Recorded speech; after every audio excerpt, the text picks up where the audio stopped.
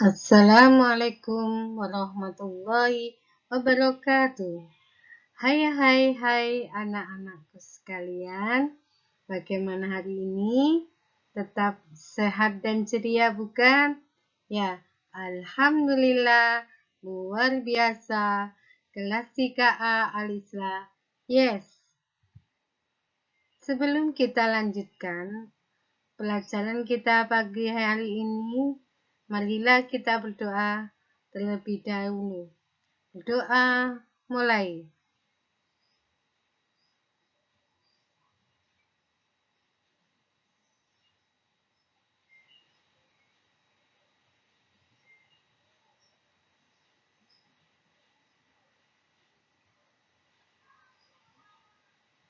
Berdoa selesai.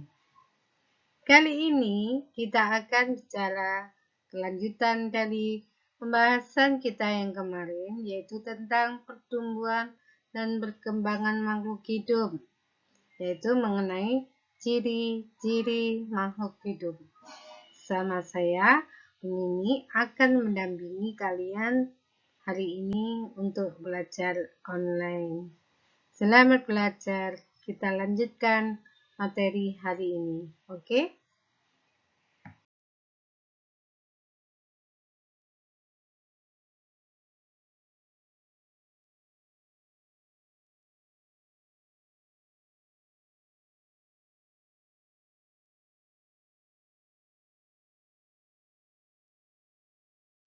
Tentunya kalian sudah mengetahui apa itu ciri-ciri makhluk hidup yang kita pelajari kemarin. Siapa yang tahu? Yang pertama adalah apa? Ya, bagus. Yang pertama adalah bahwa makhluk hidup itu bergerak. Yang kedua, bernafas. Yang ketiga, tumbuh dan berkembang. Keempat, membutuhkan makan dan minum. Yang kelima, bahwa makhluk hidup itu berkembang biak. Yang keenam, bahwa makhluk hidup itu peka terhadap rangsang. Masih ingat semuanya kan? Ya, oke.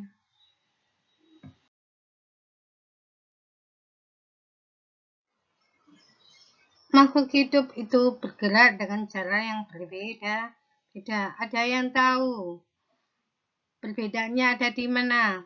Misalnya manusia. Manusia bergerak dengan bagaimana anak-anak? Ya, betul. Dengan cara berjalan menggunakan kakinya. Kalau burung? Ya, burung bergerak dengan terbang menggunakan sayapnya. Ikan berenang menggunakan siripnya. Ya, ada yang tahu kanguru. Bagaimana kanguru bergerak? Dia bergerak dengan cara melompat menggunakan kakinya. Begitu pula dengan kelinci. Kelinci bergerak dengan melompat. Ya, jadi banyak sekali cara gerakan daripada makhluk hidup, baik itu hewan, baik itu tumbuhan, baik itu manusia, bergerak dengan cara yang berbeda-beda.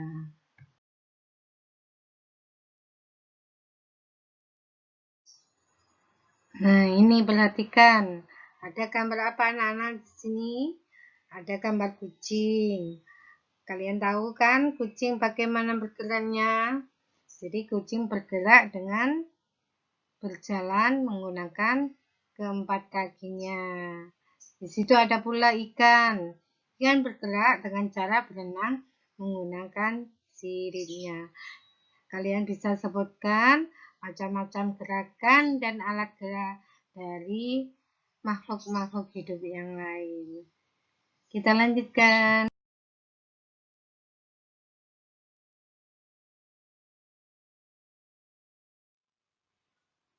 Kalau tadi kalian sudah menyebutkan bahwa manusia itu bergerak menggunakan kaki, hewan bergerak menggunakan kaki maupun siripnya maupun sayapnya. Lalu bagaimana kalau tumbuhan? Apakah tumbuhan itu bergerak? Coba kalian pikirkan bersama-sama.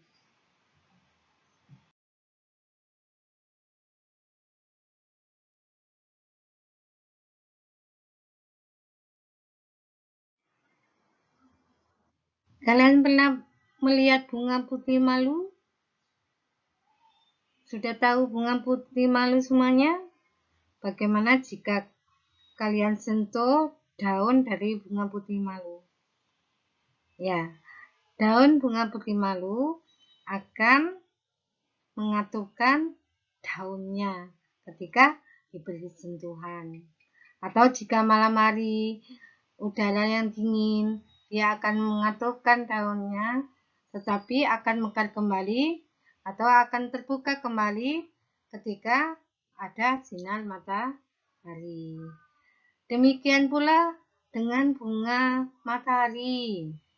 Ketika datang matahari pagi, dia akan menyambutnya dengan menghadap ke barat, ke timur atau ke barat, ke timur ya, ke arah datangnya sinar matahari.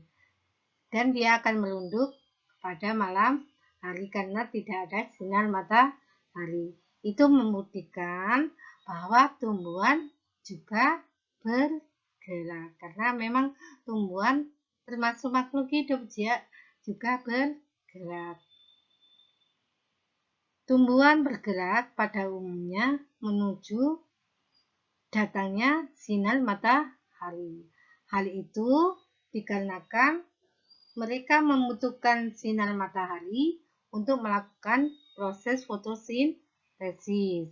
Selain itu, matahari juga untuk melindungi diri mereka.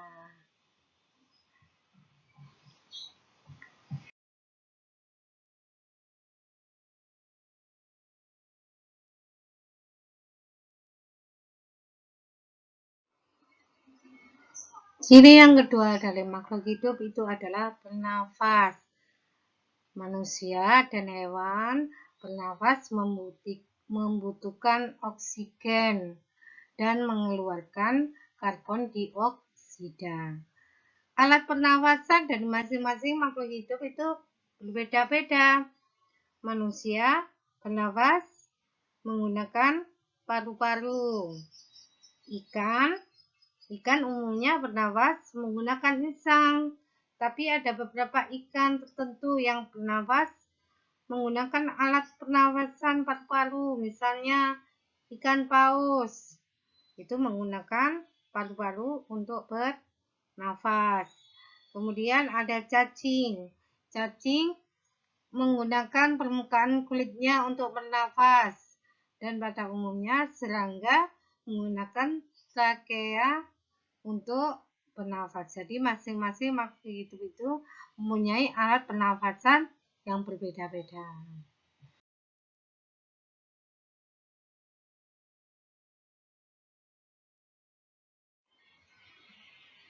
Apakah tumbuhan juga bernafas? Ada yang tahu jawabannya? Tentu saja, tumbuhan juga termasuk makhluk hidup, jadi dia juga bernafas. Tumbuhan bernafas dengan alat pernafasan yang berada di permukaan daun yang diberi nama stomata atau mulut daun.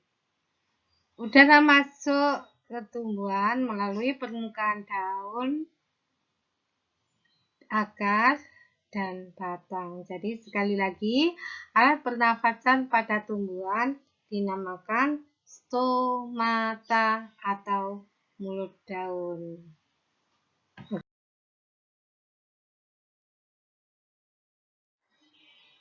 Kita lanjutkan anak-anak, masih tetap semangat.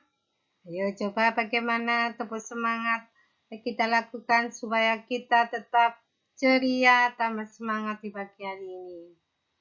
Tepuk semangat. Semangat. Ya, kita lanjutkan.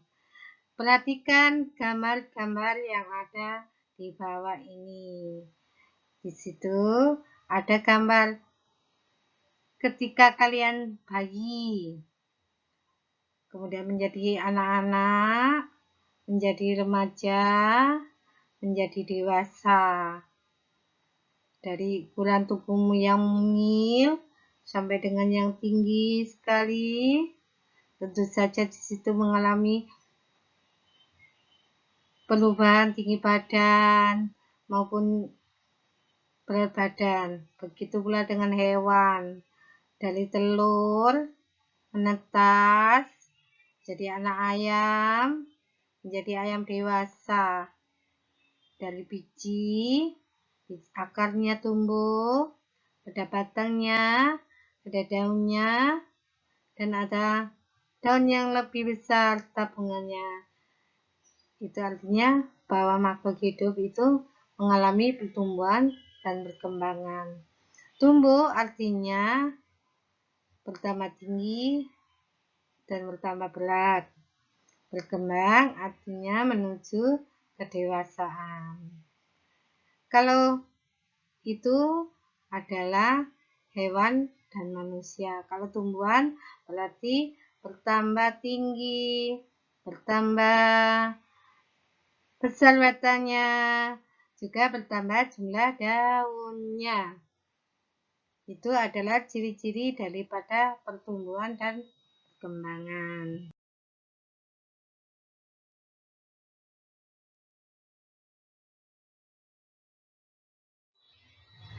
Ciri selanjutnya adalah bahwa makhluk hidup itu mengalami perkembangbiakan. Berkembangbiak berartinya jumlahnya bertambah banyak. Tujuannya apa? Makhluk hidup itu berkembang biak, yaitu untuk melestarikan jenisnya atau melestarikan keturunannya. Ada beberapa cara berkembang biak dari makhluk hidup. Yang pertama, manusia. Ayo, siapa yang tahu manusia berkembang biak dengan cara apa? Manusia bergerak dengan cara melahirkan. Kalau hewan bagaimana? Hewan mengalami perkembangbiakan dengan cara yang berbeda-beda. Ada yang dengan cara beranak atau melahirkan yang disebut vivipar. Yang kedua dengan cara bertelur. Dengan cara bertelur, misalnya apa ya? Misalnya ayam, bebek, ya. Kemudian ikan itu disebut dengan ovipar. Ada yang bertelur dan ada yang bertelur dan beranak yang disebut dengan ovovivipar. Ini dialami oleh ular biasanya ya. Yang ketiga, tumbuhan bergerak salah satunya dengan biji-bijian. Itu adalah beberapa macam cara daripada perkembangbiakan makhluk hidup.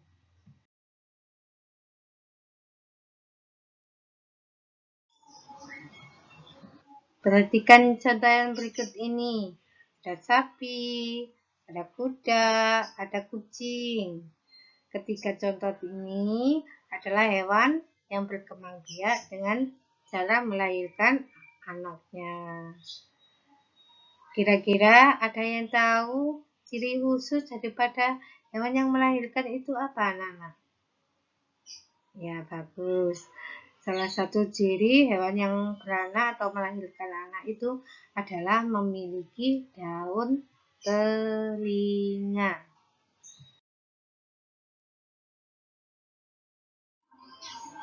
Nah, ini adalah hewan yang berkembang biak dengan cara bertelur. Perhatikan hewan yang bertelur memiliki daun telinga atau tidak? Ya, tidak, bukan. Ayam tidak mempunyai daun telinga. Begitu pula dengan apa itu? Dengan burung.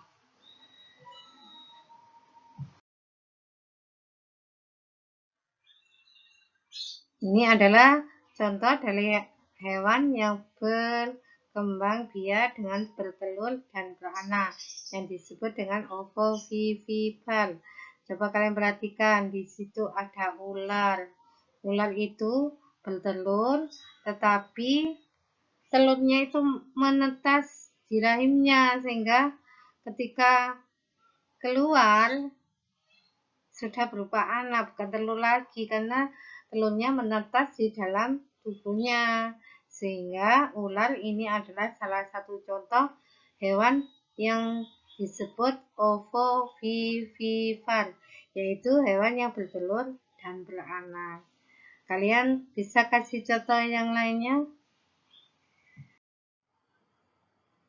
Cara ketiga perkembangbiakan daripada hewan adalah bertelur dan beranak yang disebut dengan ovovivipar. Loh, kok bisa bertelur dan beranak? Ya, coba perhatikan hewan berikut ini. Ini adalah contoh hewan yang bertelur dan beranak. Ular misalnya. Ular itu ketika bertelur, telurnya itu tidak menetas di luar seperti ayam dan sebagainya. Tapi telurnya itu menetas di dalam perutnya. Dan hasil tetasannya tadi keluar berupa anak ular. Jadi sini ada proses berurutan, dia bertelur, telurnya menetas di dalam perut, keluar menjadi anak ular, sehingga ular disebut dengan ovovivipar, yaitu hewan yang berkembang biak dengan cara bertelur dan beranak. Sudah paham? Kita lanjutkan.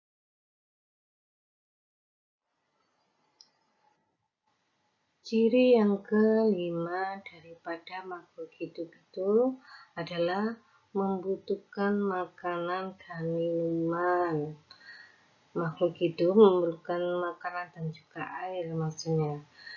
Kita sebagai manusia memerlukan makanan yang berasal dari tumbuhan maupun yang berasal dari hewan. Tapi untuk sebagian hewan itu berbeda-beda makanannya. Ada tumbuhan, ada hewan yang hanya makan tumbuhan. Ada hewan yang hanya memakan daging atau hewan lainnya. Ada yang memakan dua-duanya. Contohnya kambing. Kambing itu memakan apa anak-anak? Makanannya rumput. Rumput termasuk kelompok daripada tumbuhan. Sedangkan kalau kalian lihat singa, singa apa makanannya? Singa makanannya adalah daging atau memakan hewan yang lain. Tetapi ada pula hewan yang makan dua-duanya. Contohnya ayam. Ayam itu termasuk hewan yang makan daripada tumbuhan maupun makan hewan lainnya. Misalnya tadi yang saya sebutkan adalah ayam. Ayam dia bisa makan dedak. Dedak itu berasal dari tumbuhan. Atau makan nasi. Nasi berasal dari tumbuhan. Sedangkan dia juga bisa makan cacing. Cacing merupakan tumbuhan dari kelompok hewan, sehingga ayam merupakan contoh daripada hewan yang jenis makanannya berasal dari dua-duanya, yaitu berasal dari hewan maupun berasal dari tumbuhan.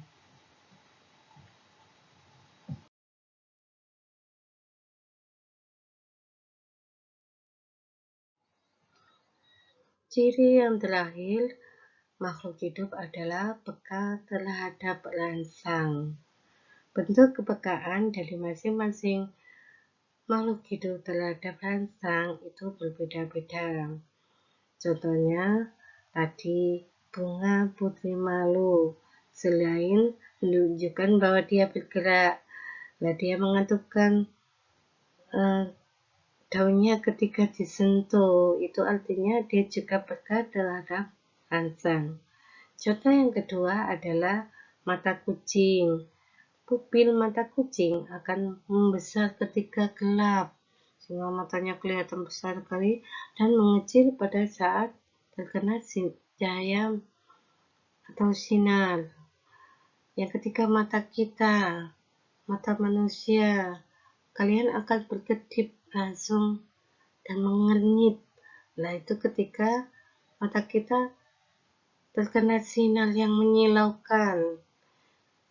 Yang kalian pernah lihat luwing atau kaki seribu, dia akan menggunung ketika tersentuh oleh sesuatu atau disentuh sesuatu benda. Nah, itu membuktikan bahwa makhluk hidup itu peka terhadap rasa. Coba anak-anak kalian berdiri semuanya. Tadi disebutkan bahwa salah satu ciri makhluk hidup adalah bergerak. Nah, contohnya kalian manusia bergerak dengan apanya? Dengan kaki dan tangannya. Nah, sekarang ikuti gerakan-gerakan yang ada pada gambar. Misalnya kalian bergerak ke samping kiri, ke samping kanan, bergerak pergi ke belakang, bergerak ke depan, berlari ke depan, berlari ke belakang, ke samping kanan, lari samping kiri. Ya, itu semuanya membuktikan bahwa kita itu sebagai manusia, sebagai makhluk hidup bergerak. Gerakan-gerakan tersebut dapat kita lakukan saat berolahraga agar otot-otot tubuh kita menjadi lebih kuat dan kita menjadi lebih sehat. Ayo kita lakukan sama-sama. Saya kasih waktu untuk kalian bergerak ke samping kanan, ke samping kiri, berjalan ke depan, berjalan ke belakang, boleh berlari ke depan, berlari ke belakang, berlari ke samping kanan, ke samping kiri untuk melakukan olahraga.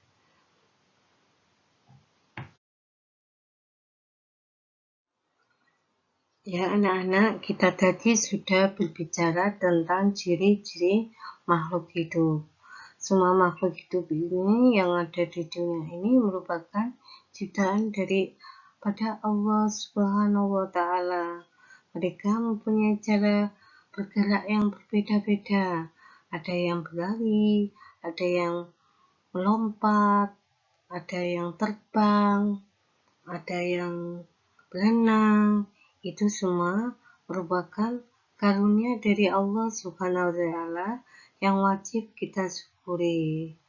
Jadi rasa syukur itu harus kita tunjukkan, misalnya dengan kita sebagai manusia bersyukur dengan cara menjaga kesehatan tubuh kita, dengan cara makan makanan yang bergizi, dengan cara berolahraga yang teratur, sehingga tubuh kita menjadi sehat dan kuat. Itu merupakan salah satu bentuk rasa syukur kita kepada Allah. Bentuk rasa syukur yang lainnya misalnya kita menghargai teman kita yang punya kemampuan lebih. Dia mampu berlari yang jauh. Misalnya dia berprestasi di bidang olahraga. Itu merupakan juga bentuk rasa syukur kita kepada Allah Subhanahu wa Ta'ala.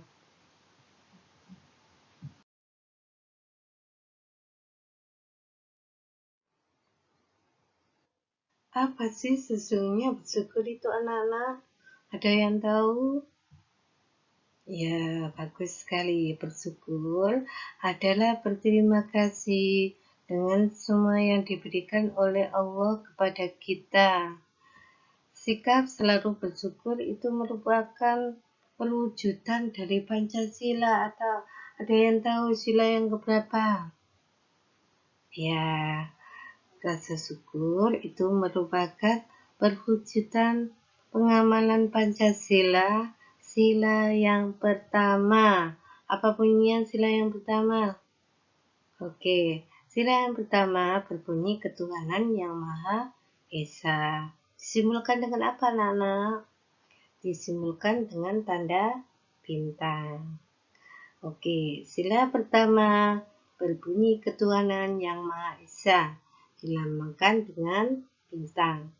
Lambang ini menunjukkan bahwa bangsa Indonesia menyatakan kepercayaan dan ketakwaan terhadap Tuhan yang Maha Esa, taat perintah Tuhan dilaksanakan dengan menjalankan perintahnya dengan baik. Itu artinya kita jalankan, kita harus bertakwa, yaitu menjalankan segala perintah Allah dan menjauhi larangan Allah. Selain itu, kita juga harus menghargai kepercayaan orang lain, karena negara kita ini memang terdiri dari bermacam-macam suku, bermacam-macam agama dan kepercayaan. Ada Kristen, ada Islam, dan lain-lain. Kita wajib saling menghargai antara teman yang satu, misalnya punya kepercayaan yang berbeda dengan kita. Intinya kita harus saling menghargai mereka sehingga tercipta persatuan dan kesatuan. Anak-anak, untuk hari ini pembelajaran tematik kita sampai di sini. Mungkin ada kalian yang masih belum jelas atau yang belum bertanya, boleh silakan nanti melalui WA. Semoga hari ini kita tetap bahagia, tetap ceria, sehingga imun tubuh kita menjadi tetap terjaga dan kita selalu sehat. Sampai di sini. Wassalamualaikum warahmatullahi wabarakatuh.